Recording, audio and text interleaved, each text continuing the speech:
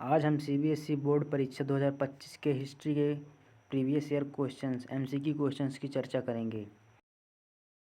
तो हमारा पहला प्रश्न है, 1857 के विद्रोह के नेताओं के संदर्भ में निम्नलिखित में से सही विकल्प का चयन कर रिक्त स्थान भरिए।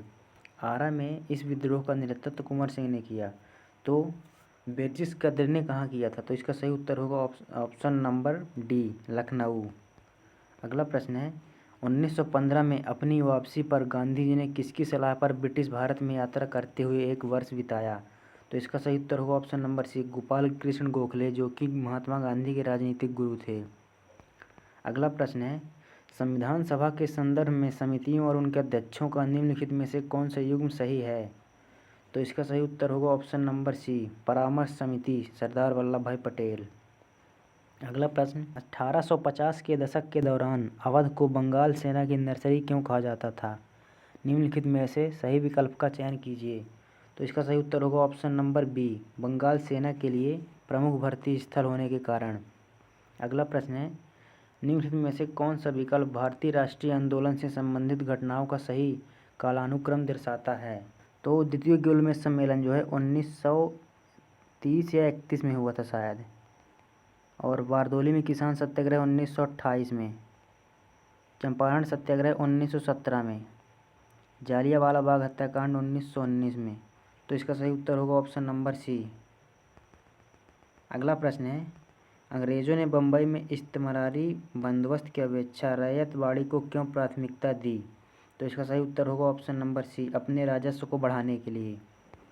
अगला प्रश्न है,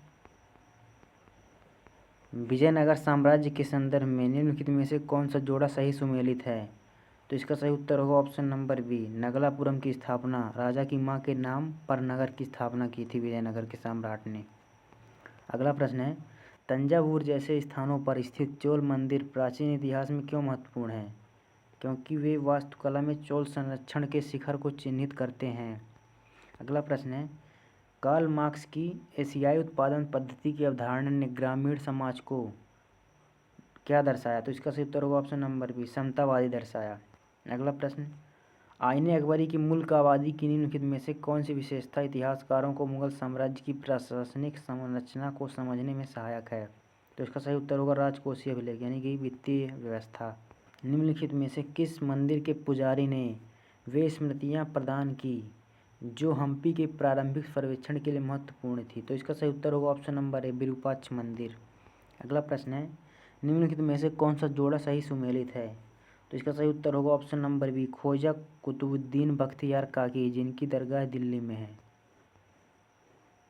निम्नलिखित स्तंभ 1 का स्तंभ 2 से मिलान कीजिए और सही विकल्प का चयन कीजिए।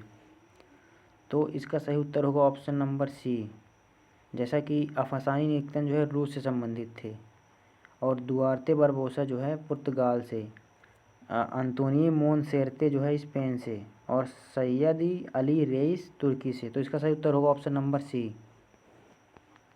हमारा अगला प्रश्न है, निम्नलिखित जानकारी की सहायता से प्राचीन भारत के शासक की पहचान कीजिए और सही विकल्प चयन कीजिए। वह 7 वंशवाहन का सबसे प्रसिद्ध शासक था। वह अनूठा ब्राह्मण होने का दावा करता था। वह ऋषि वशिष्ठ का पुत्र था। इसका सही उत्तर होगा ऑप्शन नंबर सी, गौतमी पुत्र श्री सातकर्णी। अगला प्रश्न है, जैन दर्शन में जन्म और पुनर्जन्म का चक्र किसके द्वारा निर्धारित होता है? इसका सही उत्तर होगा ऑप्शन नंबर सी, कर्म के द्वारा। निम्नलिखित में से कौन सा कथन प्राचीन भारत के सिक्कों का सटीक वर्णन करता है?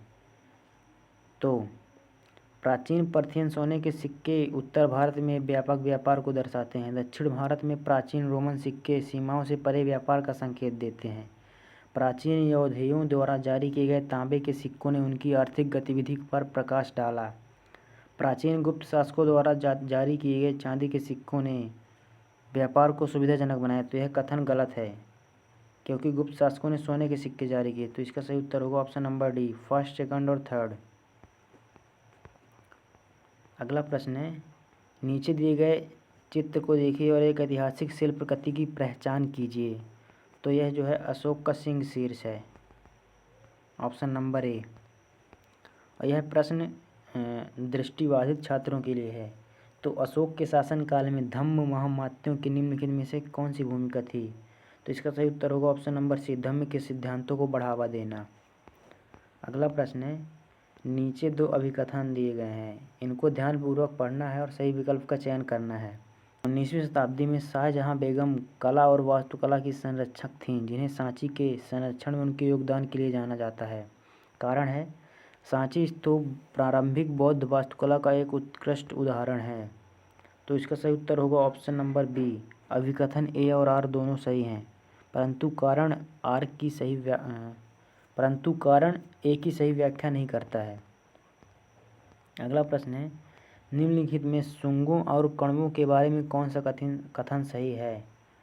तो इसका सही उत्तर होगा ऑप्शन नंबर बी, शुंगों और कण्व मौर्यों के तत्कालीन उत्तराधिकारी थे।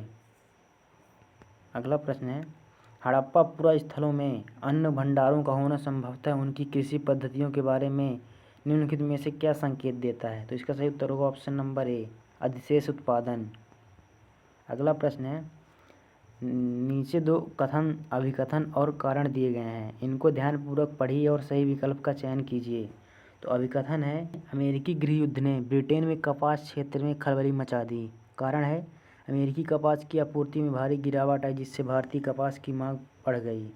तो इसका सही उत्तर होगा ऑप्शन नंबर ए और आर दोनों सही हैं तथा कारण ए की सही व्याख्या करता है।